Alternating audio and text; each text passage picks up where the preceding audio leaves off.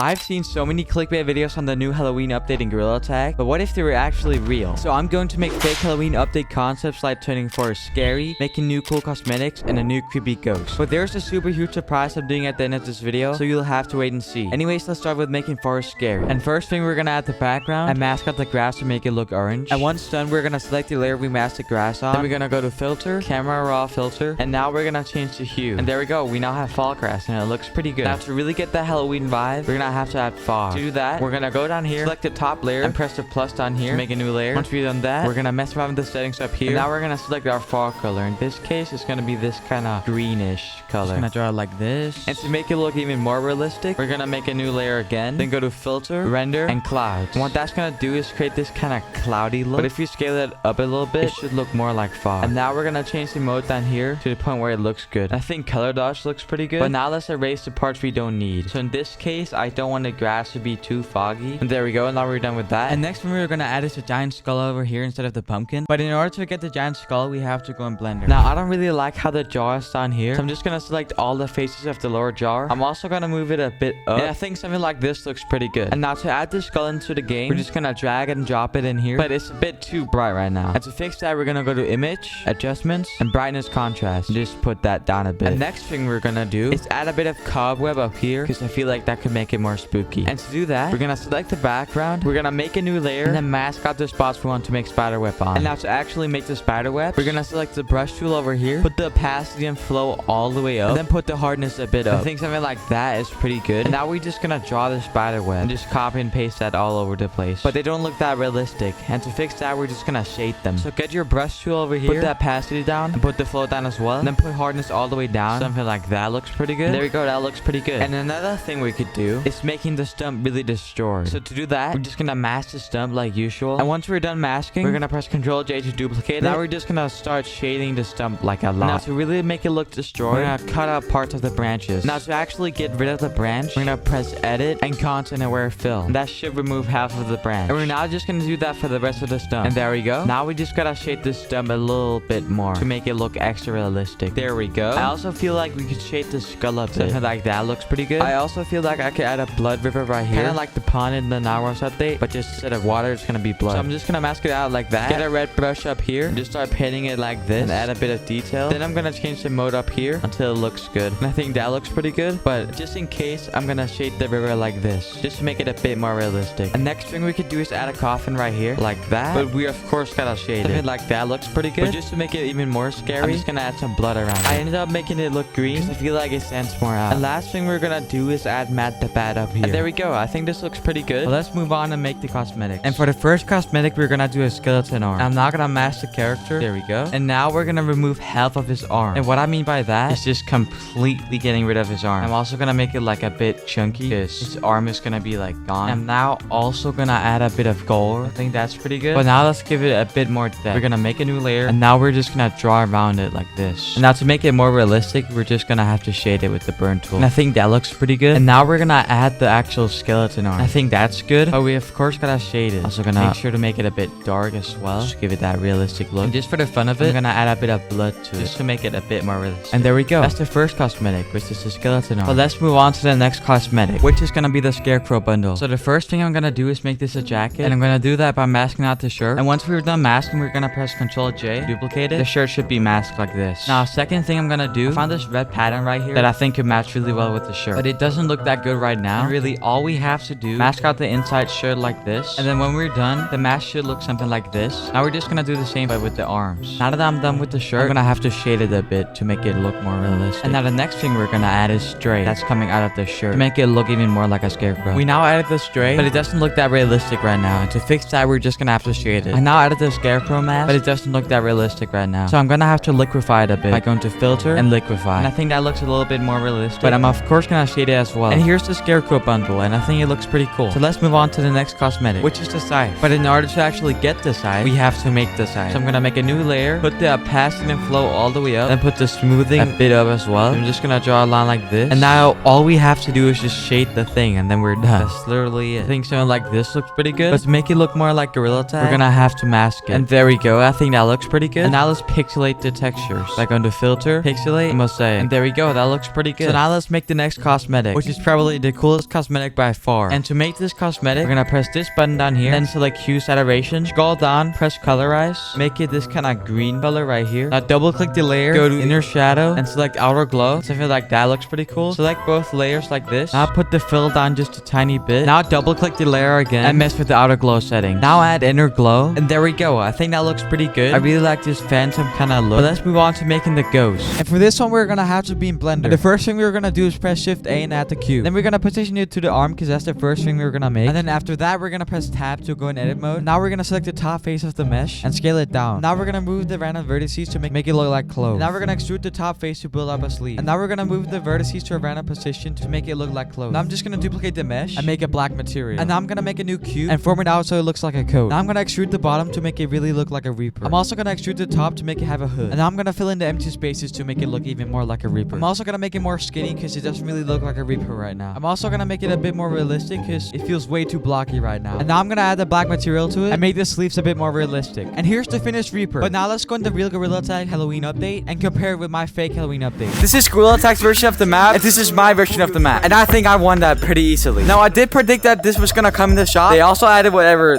this is, and they also added this. I don't know why they would add that. So I think that my cosmetic concepts were a bit better than these, but you can decide on your own in the comments down below. And now, sadly, they didn't add a new ghost, but my concept was pretty cool. So I guess we'll have to wait next year until they add the Grim Reaper. But if you're still watching, I want to introduce you to my membership. They come with perks such as tutorials on how to make thumbnails and private videos. You can also get a private Discord channel and Discord role if you buy it. And I'm also going to do member-only live streams. So if you want to hang out with me, now's your chance.